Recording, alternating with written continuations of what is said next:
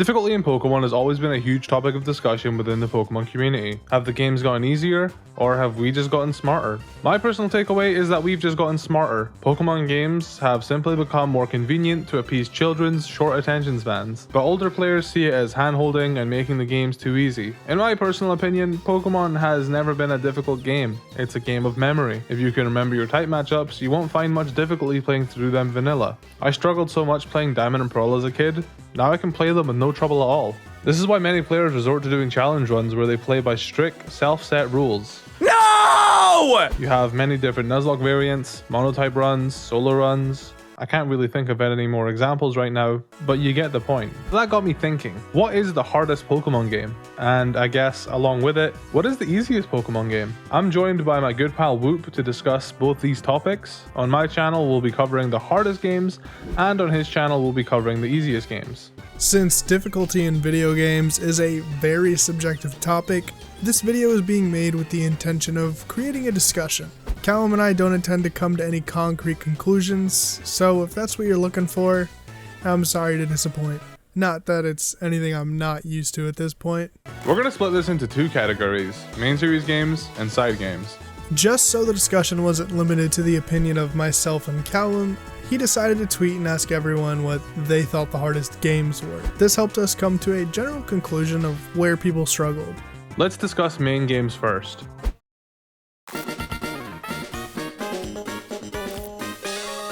The first game we're going to talk about is Pokemon Emerald. Not Ruby or Sapphire, Emerald. The first bit of difficulty I experienced with Pokemon Emerald was that one rival battle. You know the one, Route 110. It's infamous with speedrunners especially.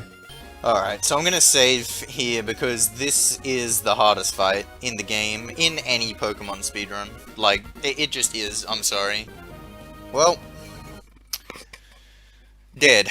If he uses Growlithe, run is over. This battle is just weirdly high leveled for this part of the game.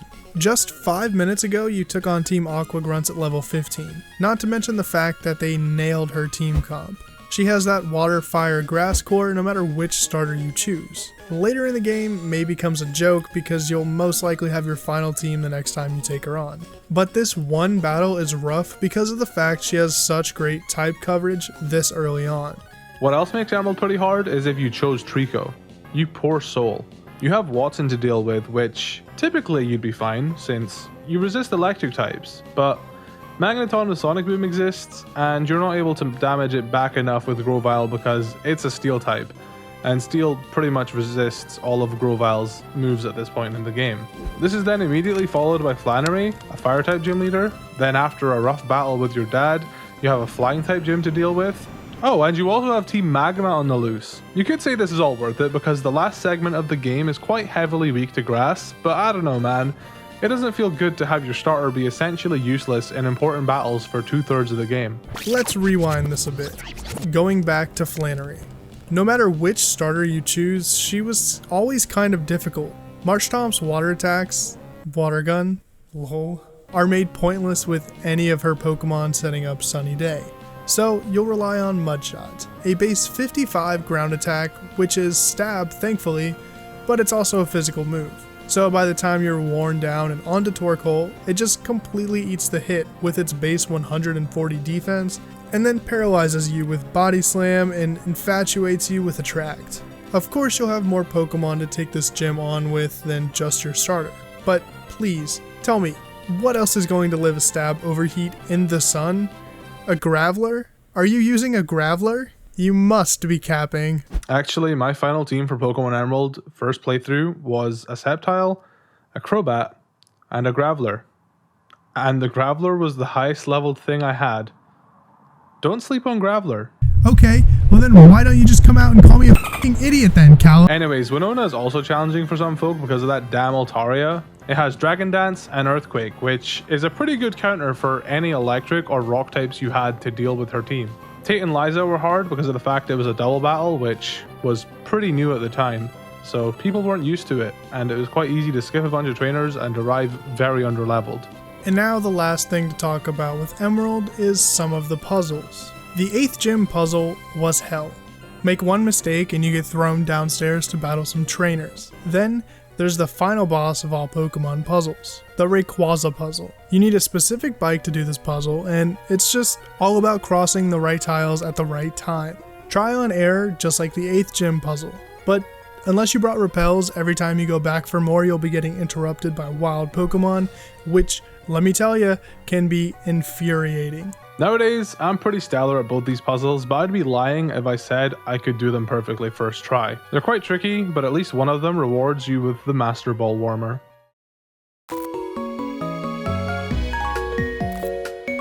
Alright, it's time to tackle the most controversial Pokemon game, Pokemon Black and White. By the time these games were out, I considered myself decent at Pokemon. I was 13 years old, I'd been playing half my life at this point. Side story, I actually skipped school to play these games. I mean, I skipped school all the time 2 years later, but at the time my attendance was pretty good, and I gave up a whole week of school just for these games. While Callum is telling childhood stories nobody came to hear, I'll tell you why these games are hard. Firstly, you're given an entire new Pokedex to play with. None of the older gen Pokemon were available till the post-game, which was a first for the series, and honestly something I wouldn't mind them doing again in the future. Anyways, this change made it so you couldn't go catch a Magikarp and power through the game with a Gyarados. You had to try new things. You had no idea before choosing Snivy that its final evolution would have next to no offensive presence and that it would take a backseat for the entirety of the game. Haha. Wow, someone sounds bitter. Stan Oshawott. The level system changed in Pokemon Black and White. It's hard to explain, but basically from what we understand, lower level Pokemon gain more EXP for taking down higher level Pokemon, and vice versa.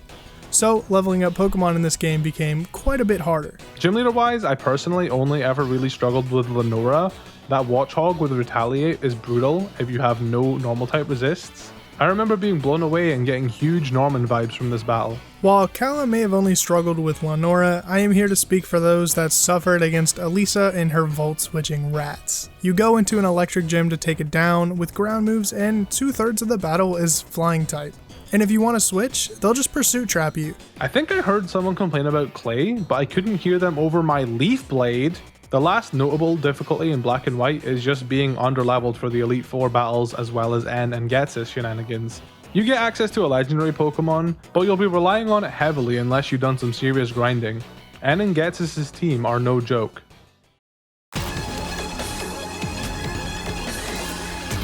Not gonna lie, it's actually really refreshing to have a recent game in a video about difficulty. I'm talking about Ultra Sun and Ultra Moon. Honestly, if these were just the games that we got instead of Sun and Moon, I'd be willing a lot of us would consider these games even harder. But alas, these were not released first, so Sun and Moon really did dampen some of the challenge these games could have offered because we already knew generally what to expect. Even though they made some of the totem battles harder and beefed up Hao's team, that initial experience from Sun and Moon really did kill it. The first thing to talk about is the change in Totem Pokemon. Totem Pokemon are this game's gym battles, and they're unique. You're in a 1v2 scenario with an oversized boss Pokemon that has stat boosts. In the original Sun and Moon, I remember the only time I struggled much was with the Mimikyu battle, although that's just because I remember literally going out of my way to grind levels in order to beat it. I was crushed by it multiple times. The other Totem battles did challenge me also, but not to the extent of Mimikyu. It was refreshing. Not sure I can say Ultra Sun, Ultra Moon Totem battles challenged me as much. Like Woop mentioned, that's probably due to the fact that we've already experienced them and kinda knew what to expect. Except that Ribombee Totem battle near the end of the game, that was even worse than Mimikyu. That battle is pain. That battle is suffering. And honestly, I struggled with it more than Ultra Necrozma. Ah yes, Ultra Necrozma. Basically another totem battle except you're underleveled. You're battling a legendary Pokemon with one of the highest base stat totals, and any super effective move on you is boosted by its ability Neuroforcer. This thing swept everyone's team. The most common way to beat it was with a Zoroark. Lead in with it in disguise as a Pokemon weak to Psychic, so it fails to damage you and use foul play. Personally, how I beat it was by using First Impression with Golisopod, sacrificing a Pokemon to revive Golisopod, and then repeat using First Impression. I'm on the fence if I consider this difficult. I think it's on the same sort of level as Red. They just put this ridiculously hard obstacle in your way and you kinda need to cheese your way through it. It's kinda cute, but it makes the rest of the game anticlimactic when you go back to one-shotting everything. I suppose the last thing we should talk about is the beefing up of Hao's team. In Sun and Moon, Hao only had 3 Pokemon by your 6th battle with him. In Ultra Sun and Ultra Moon, Hao has 5 by the 6th battle. It's quite a huge difference, honestly. I actually remember losing to one of the Hao battles and being quite mad because the game just kept progressing, and I was kind of like, wait, hold on, let me redeem myself.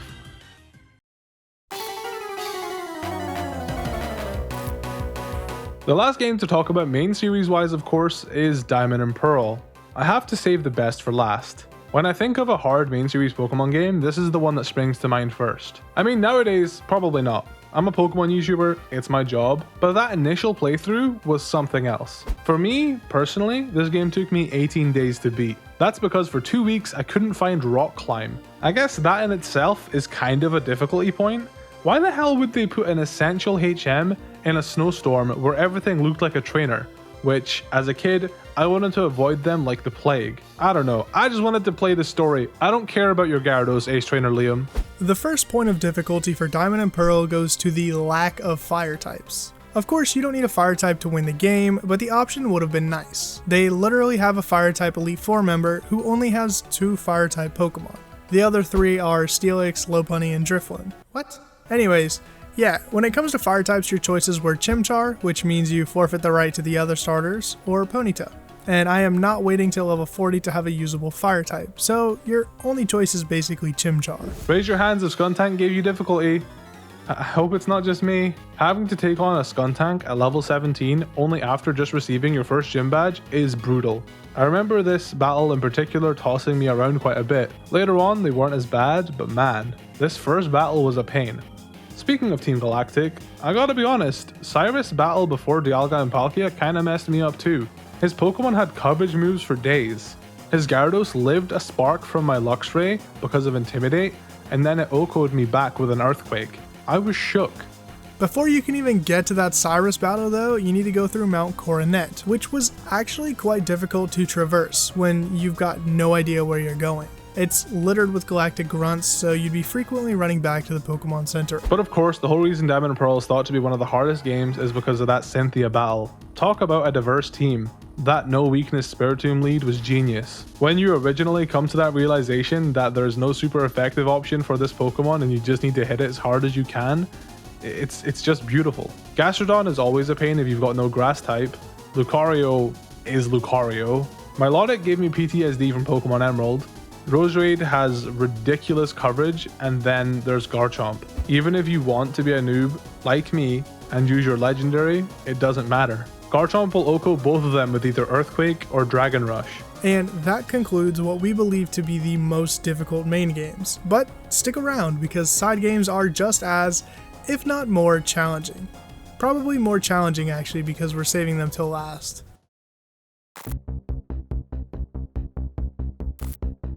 Alright, let's get the jokes out of the way. Pokemon Go.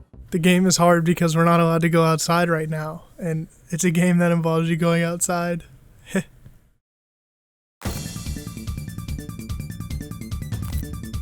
So I don't personally have too much experience with Pokemon Colosseum. I've only ever gotten up to the Entei part, I believe. But even with me only playing that far and having a stream audience baby me through it, I found the game to be quite hard, at least by a Pokemon game standard. The limited amount of Pokemon you could use was probably the one main culprits, but I think the whole Shadow Pokemon thing in general added great difficulty. What most people seem to complain about is the fact the entire game is double battles, and double battles are arguably harder than single battles. You had a lot more potential outcomes to think about. Oh, and also, Mount Battle. That was hard or something?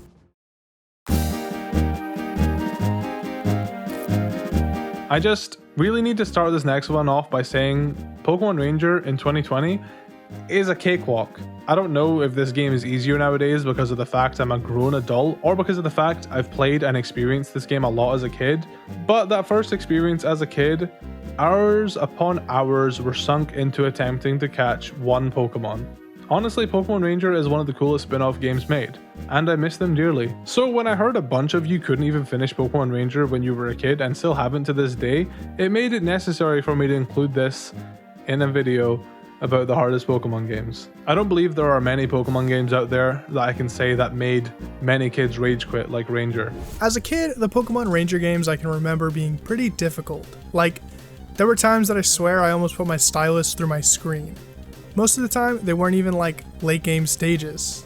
But I do remember that one freaking Entei stage made me go mad more times than I can count. I'm sure to this day, my bottom DS screen would still have imprints of it. Yeah, game is difficult. The catch mechanics are literally circling a touchscreen with a tiny pen, and some of these Pokemon you had to catch would require a lot of patience and speed. Also, basic knowledge of type matchups help. I remember because of this game, I discovered Bug was super effective on Psychic because I used a Paris to catch Mew.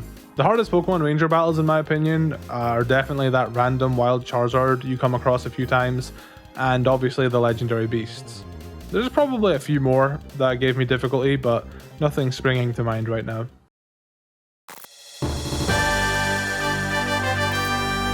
When it comes to the side games, nothing gets harder than the Pokemon Mystery Dungeon series. Main story-wise, Mystery Dungeon Explorers of Sky is definitely the hardest. Not only is the main story longer than Red and Blue Rescue Team, but Sky also has a very fleshed out post-game. I don't know if you can even call it a post-game. It was such a well done continuation of the main game, and it doesn't get easier. If anything, I'd argue it got harder. Explorers of Time, Darkness, and Sky's difficulty mainly comes from the unforgiving boss battles they like to throw at you non-stop. No matter what pair you chose, you'll find a boss that you struggle against. When I first played these games, my pair was Chimchar and Piplup. I remember the first boss battle that gave me a lot of hassle was fake Groudon. Sadly, in these games, if one of your pair faints, you lose. So even though Piplup could probably solo this fake Groudon, my dumbass Chimchar kept fainting, which made it a really difficult fight. I also remember struggling a lot against the Luxray Manectric gang, as well as the Dusknoir fight. There's just too many Pokemon. Unless you've prepared, it's very easy to get overwhelmed by all of them. But all of that is nothing compared to Primal Dialga. Honestly, while his fight is difficult, the journey up there is no walk in the park either. There's so many threats on the way up: Metagross, Salamence, Porygon 2, and the biggest pain is definitely Porygon Z.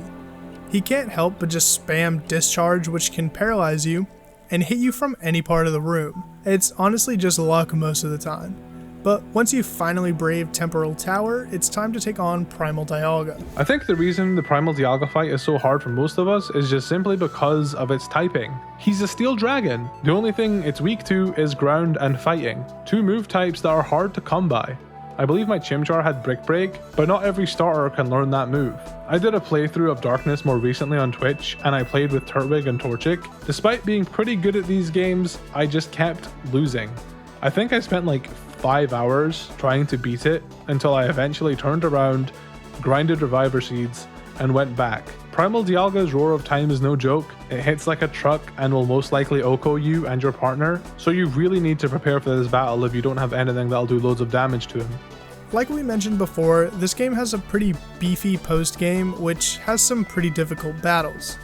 Most notably the final one, Darkrai. They did a pretty good job at making him the real big bad guy all along, and his fight lives up to that status. His dungeon is actually a pain to traverse because you need to go through it with Cresselia.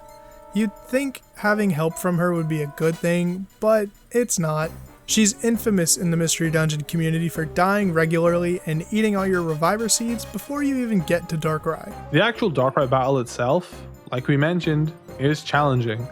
It's similar to the Luxray, Manectric, and Dusknoir one where you're surrounded by enemies. It's easy to get overwhelmed if you're not prepared. It's probably best to paralyze Darkrai or something while you go ahead and get rid of his minions, otherwise he'll just put you to sleep and abuse you with bad dreams and nightmare. Honestly, if you thought all of this was bad, just wait until we tell you about the ultimate dungeons. I'm saying that with air quotes. In Pokemon Explorers of Time, Darkness, and Sky, there are these dungeons called the Zero Isle Dungeons. There's 4 of them. Zero Isle North, West, East, and South. They're all extremely hard, but South is by far the hardest of the 4 and is considered an ultimate dungeon. What makes it so hard, you ask? Oh, I don't know. Maybe the fact that there's 99 floors without a rest stop, they force you to enter alone with no items, no money, and no ability to recruit anyone along the way. Oh yeah, and you enter at level 1. So you literally start from nothing and have to traverse your way through a 99 floor dungeon. It's such a luck-based dungeon, and you're guaranteed to spend an absurd amount of hours trying to clear it. And what do you get for doing this ultimate test of patience? A single deluxe box, which contains either a joy seed or a life seed. Throughout the dungeon, you have the chance of obtaining specialized items for legendary Pokemon. But is it all worth it? I'd rather just save myself the sanity and be happy that I beat Darkrai. There's another ultimate dungeon which is exclusive to Pokemon Sky. It's called Destiny Tower. The same rules as Zero Isle South, except many consider this one to be even more of a challenge. This one is a bit more worth your time though. Upon completion of this dungeon, you find this statue of Arceus. From this, you'll receive a space globe, which just doubles the power of all of the holder's moves, with no downside at all. Better than some Poxy Joy Seeds.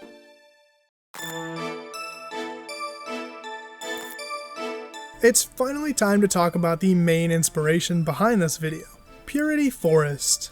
Purity Forest is the last ultimate dungeon from the Mystery Dungeon series. It appeared in the first Mystery Dungeon games, so of course it appeared in the most recent release, Mystery Dungeon DX. The original Purity Forest followed the same rules as Zero Isle South and Destiny Tower. The new Purity Forest has you starting at level 5 instead of 1, and it also allows you to recruit Pokemon as you make your way through the dungeon. Of course, the inclusion of rare qualities also makes this dungeon a bit easier than the original, but despite that, it is still hell to go through, and I think most casual players will just give up. Although it arguably has the best reward out of any of the ultimate dungeons, Celebi will join your team if you reach the end of it, which is nice. I'm glad you don't have to fight her. Like Woop said, the inspiration behind this video was Purity Forest. I recently completed it, and I'm glad I never have to go through it again. My successful run of Purity Forest was nearly 4 hours long. 4 hours for one dungeon. The thing that makes these ultimate dungeons so hard is just how careful you need to be. One wrong move and your entire run is over. I was playing as Charizard with the riled up rare quality, but I've also heard Heracross and Cloyster are very good for this dungeon. My successful run was actually split into 3 parts. I got to floor 65, died to a Pupitar, sent out a rescue request, some madman actually rescued me. I then got to floor 98, died to a Flygon. With huge doubts of being rescued, I sent out yet another rescue request, and what do you know it? I got rescued 12 hours later by someone called Uwu. Shout out to you, Uwu. I can't imagine how hellish this dungeon would be if I were playing the original games, where internet rescues didn't exist, where rare qualities didn't exist. I don't even want to try it. But yeah, these 3 ultimate dungeons alone are reasons we'd personally consider Pokemon Mystery Dungeon to be the hardest games in the franchise.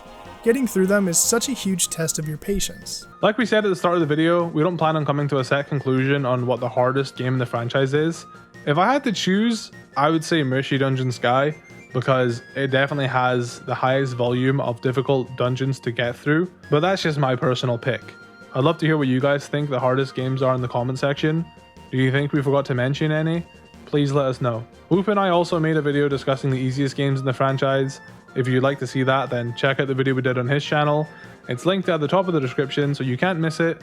Huge thank you to Woop for joining me here today, and a huge thank you to you for watching this far. If you like what you saw, please consider leaving a like and subscribing to my channel.